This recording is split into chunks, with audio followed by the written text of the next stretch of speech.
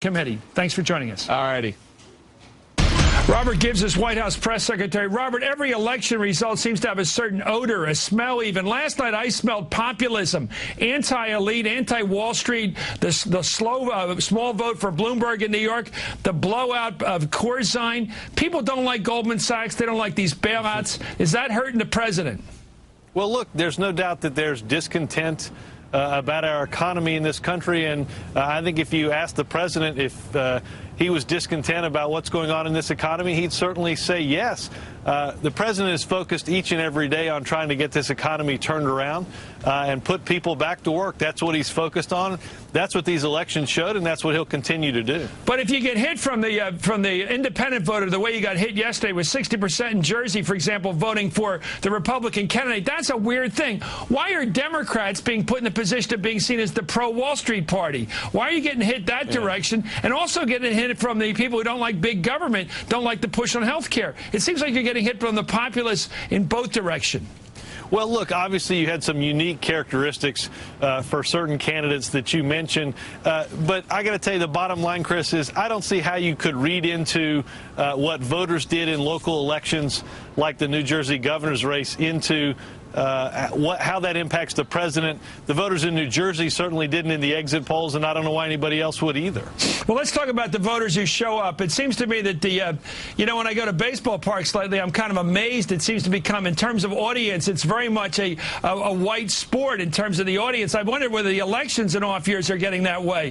What happened to the base vote of the Democratic Party, young people, minorities, yesterday? Well, look, there's no doubt that an off-year election has a different electorate makeup than either a congressional election would or a national presidential election. I think you'll see that change a bit in 2010 because it'll be a big election about the direction of the president's agenda, and it will talk about whether or not we're going to make progress on health care and energy and all the things that the president has talked about. You're a communications expert. I know it's tough to have to defend the White House and speak the complete truth, but let me try some things. I'll try. It seems like this president has had to go to a lot of fundraisers lately. He's played a lot of golf lately. He's hung around with Geithner and Summers and the Paulson crowd, the whole New York rich guy scene. He's beginning to look like a Clinton. He looks like a typical Democrat now, hanging out, playing golf, going to rich people's parties, bringing people into the White House to go bowling. I mean, this whole thing begins to smell like the Clinton era. What happened to the change we believed in? I'm asking.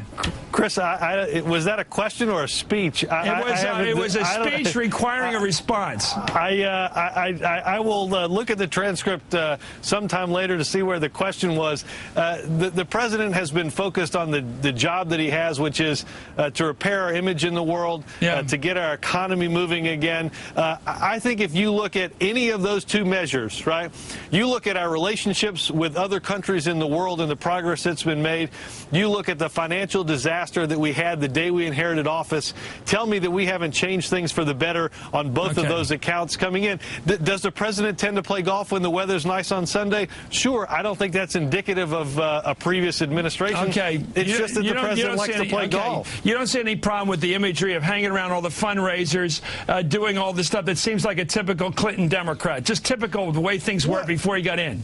Well, but again, understand the president.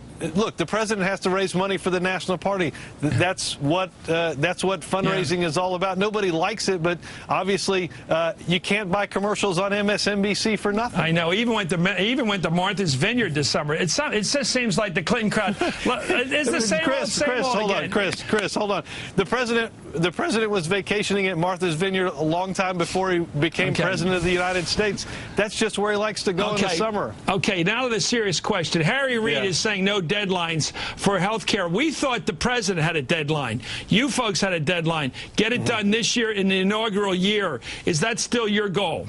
It's still our goal, and quite frankly, Chris, I think that's still the goal of the United States Senate. We've seen progress made on both sides of the aisle. We're waiting on some budget scores for the Senate bill, but we know the House is going to move pretty quickly on voting on this. This is going to get to the president's desk before the end of the year, and I tell you, if you want change you can believe in, it's going to be health care reform in 2009. So we're going to get 60 votes in the Senate for change. You're going to get health care reform. I don't know what the final vote will be, but you're going to get health care reform that does three things. It will cover, it will provide universal coverage for people in this country that haven't been able to afford insurance. Right. It's going to cut costs for the millions of people that have insurance but are struggling with the high cost of rising premiums. And lastly, we're going to have some key insurance reforms that won't allow insurance companies to discriminate against people that have pre-existing conditions or drop their coverage when they get sick. The Republican plans, they don't offer anything to do anything about any of those issues: cost, coverage, or insurance reforms. Well, the imagery isn't so great, but the substance sounds great. Robert Gibbs, good luck with the program. Robert Gibbs, White House Press Secretary. Thank you, sir. Thanks, Chris.